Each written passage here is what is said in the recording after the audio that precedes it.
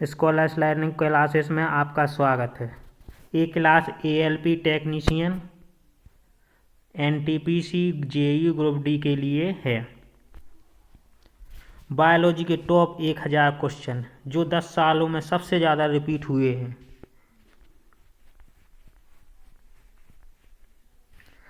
इसका PDF हमारे WhatsApp group और टेलीग्राम पे मिलेगा। चलिए अब क्वेश्चन नंबर 1 पे चलते हैं। क्वेश्चन नंबर 1, चेचक के लिए टीका किसने प्रदान किया था? चेचक के लिए टीका किसने प्रदान किया था? Edward Jenner, Robert Koch, Paul Credick, Alexander Fleming. तो इसका राइट आंसर है एडवर्ड जेनर ने। चलिए अब नेक्स्ट क्वेश्चन को देखते हैं। क्वेश्चन नंबर 2, निम्नलिखित में से किस कोशिका अंग को कोशिका का प्रोटीन कारखाना कहा जाता है?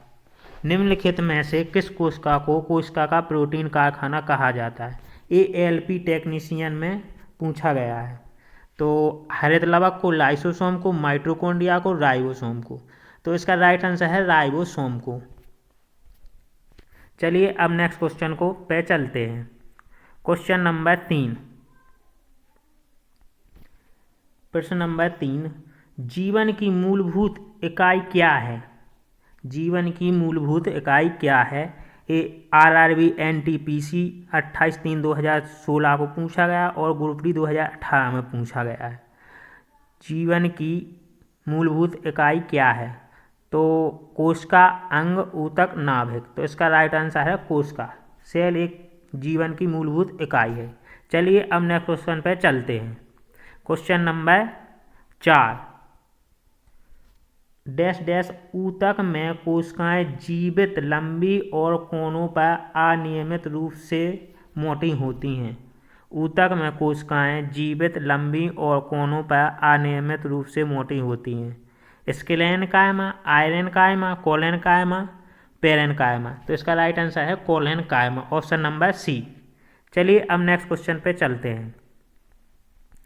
Question number 5,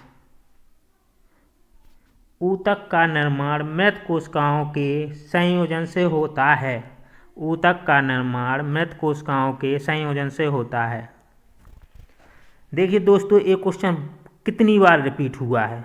2018 group D, 2018 group D और ALP टेक्नीशियन 2018 में। ऊतक का निर्माण मृत कोशिकाओं के संयोजन से होता है।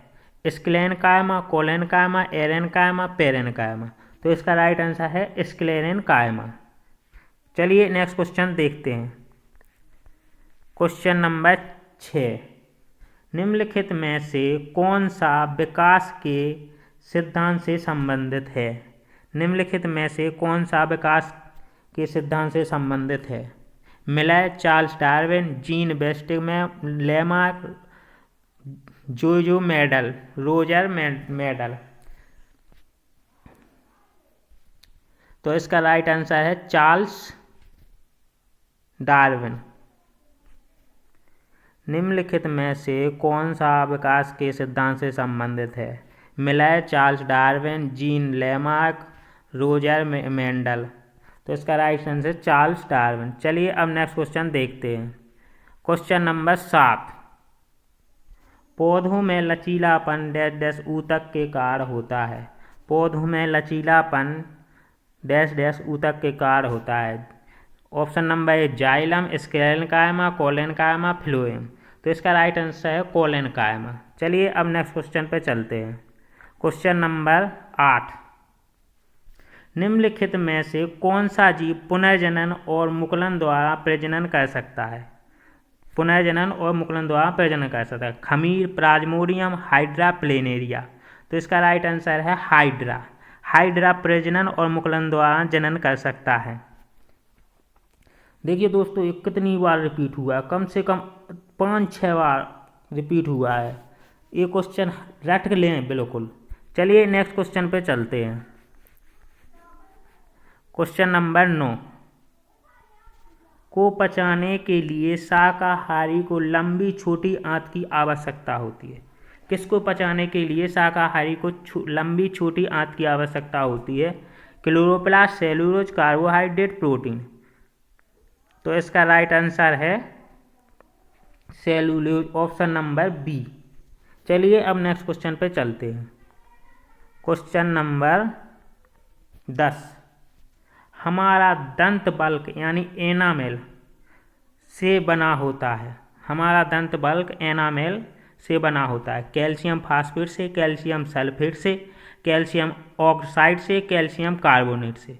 तो इसका राइट आंसर है कैल्शियम फास्फेट यानी ऑप्शन नंबर ए इसका राइट आंसर है। चलिए दोस्तों नेक्स्ट क्वेश्चन पे चलते हैं। Question number 11। मानव शरीर का एकमात्र अंग जो पुनः विकसित पुनः सृजित हो सकता है। मानव शरीर का एकमात्र अंग जो पुनः विकसित या पुनः सृजित हो सकता है। तिल्ली, दिमाग, जिगर, अग्न्याशय। तो इसका राइट आंसर है जिगर यानी लीवर, ऑप्शन नंबर सी इसका राइट आंसर है। चलिए अब नेक्स्ट क्वेश्चन पे चलते हैं। Question number 12। Question number 12। Taxonomy के जनक के रूप में किसे जाना जाता है? टैक्सोनॉमी के जनक के रूप में किसे जाना जाता है? तो इसका राइट आंसर है Carl Linnaeus, option number B इसका राइट आंसर है। चलिए क्वेश्चन नंबर 13 पे चलते हैं। Question number 13। इनमें से कौन सा बहुकोशिकीय जीव है यानी जो मल्टी सेलुलर है? तो प्लांट, साइटोबैक्टीरिया और माइक्रोप्लाज्मा, पैरामेसियम। तो इसका राइट आंसर है option number A plant multi cellular है। चलिए अब नेक्स्ट क्वेश्चन पे चलते हैं। Question number 14। निम्नलिखित में से कौन सी ग्रंथि इंसुलिन हार्मोन उत्पन्न करती है? निम्नलिखित में से कौन सी ग्रंथि इंसुलिन हार्मोन उत्पन्न करती है? तो इसका राइट आंसर है पैनक्रियाज। चलिए अब नेक्स्ट क्वेश्चन देखते हैं। Question number 15।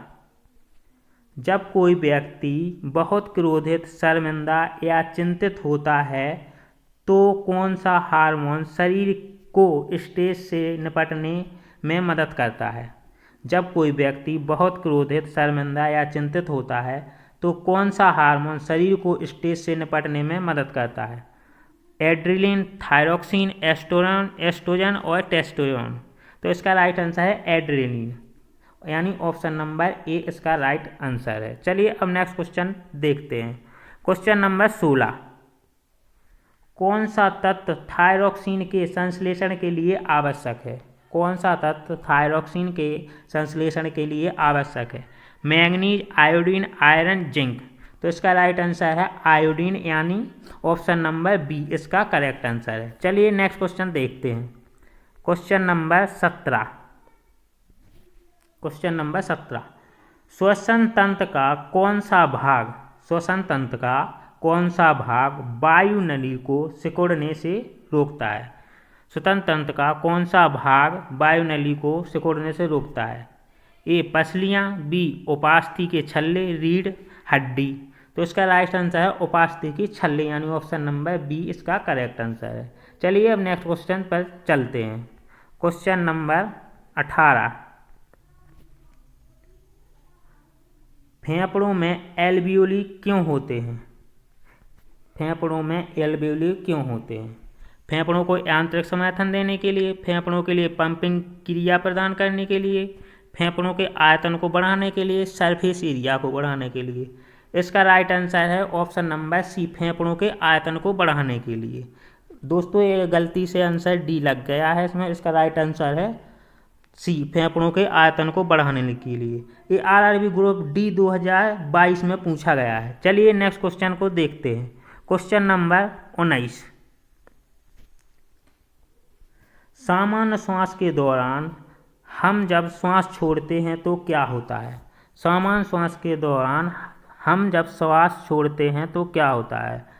डायफ्राम चपटा हो जाता है, फेफड़ों में कुछ मात्रा में शेष वायु रह जाती है, शरीर से सारा कार्बन डाइऑक्साइड बाहर निकल जाता है, फेफड़े संकुचित हो जाते हैं। तो दोस्तों इसका राइट आंसर है ऑप्शन नंबर बी, फेफड़ों में कुछ मात्रा में शेष वायु रह जाती है, यानी ऑप्शन नंबर बी इसका करेक्ट आंसर है। आरआरबी ग्रुप डी 2022 में पूछा गया है। चलिए अब नेक्स्ट क्वेश्चन पर चलते हैं। क्वेश्चन नंबर 20, कौन सा कोशिका अंग विषाक्त पदार्थों को और दवाओं को विषमुक्त करता है? कौन सा कोशिका अंग विषाक्त पदार्थों को और दवाओं को विषमुक्त करता है? Option number A ribosome, chloroplast, endoplasm reticulum और गोल्गी बॉडी। तो इसका राइट आंसर है एंडोप्लाज्मिक रेटिकुलम, यानी ऑप्शन नंबर सी इसका करेक्ट आंसर है। यह भी 2022 में पूछा गया ग्रुप डी में। चलिए अब नेक्स्ट क्वेश्चन पे चलते हैं। क्वेश्चन नंबर 2021, पौधों को ऊर्जा की कम आवश्यकता क्यों होती है? पौधों को ऊर्जा की कम आवश्यकता क्यों होती है? तो इसका राइट आंसर है क्योंकि उनमें बहुत सारी मृत कोशिकाएं होती हैं। पौधों में बहुत सारी मृत कोशिकाएं होती हैं, इसलिए पौधों को ऊर्जा की कम आवश्यकता होती है। चलिए अब नेक्स्ट क्वेश्चन पर चलते हैं। क्वेश्चन नंबर 22, निम्नलिखित में से कौन सा ऊतक मरम्मत में मदद करता है? निम्नलिखित में से कौन सा ऊतक मरम्मत में मदद करता है? Areolar, cartilage, tendon, ligament. तो इसका राइट आंसर है एरियोलर, यानी ऑप्शन नंबर ए इसका करेक्ट आंसर है। चलिए नेक्स्ट क्वेश्चन पे चलते हैं। क्वेश्चन नंबर 23, वह ऊतक जिसकी बाहरी सतह पर सीलिया होती हैं और जिसकी गति बलगम को आगे की ओर धकेलती हैं और वह उपकला ऊतक हैं। वह ऊतक जिसकी बाहरी सतह पर सीलिया होती हैं और जिसकी गति बलगम को आगे की ओर धकेलती हैं, वह उपकला ऊतक हैं। स्थिरीकृत, स्तंभकार, स्क्वेमस और ग्रंथि संबंधी। तो इसका राइट आंसर है ऑप्शन नंबर बी, यानी स्तंभकार। चलिए अब नेक्स्ट क्वेश्चन पे चलते हैं। क्वेश्चन नंबर 22, क्वेश्चन नंबर 24, मस्तिष्क किसका बना होता है? मस्तिष्क किसका बना होता है? मांसपेशीय ऊतक, संयोजी ऊतक और तंत्रिका ऊतक, उपकला ऊतक। तो इसका राइट आंसर है तंत्रिका ऊतक। चलिए नेक्स्ट क्वेश्चन पर चलते हैं। क्वेश्चन नंबर 25, निम्नलिखित में से कौन सी संरचना अमीबा द्वारा गति के लिए उपयोग की जाती है? फ्लैजिला, सीलिया, सूडोपोडिया, पिली। तो इसका राइट आंसर है सूडोपोडिया। इसका राइट आंसर सूडोपोडिया है।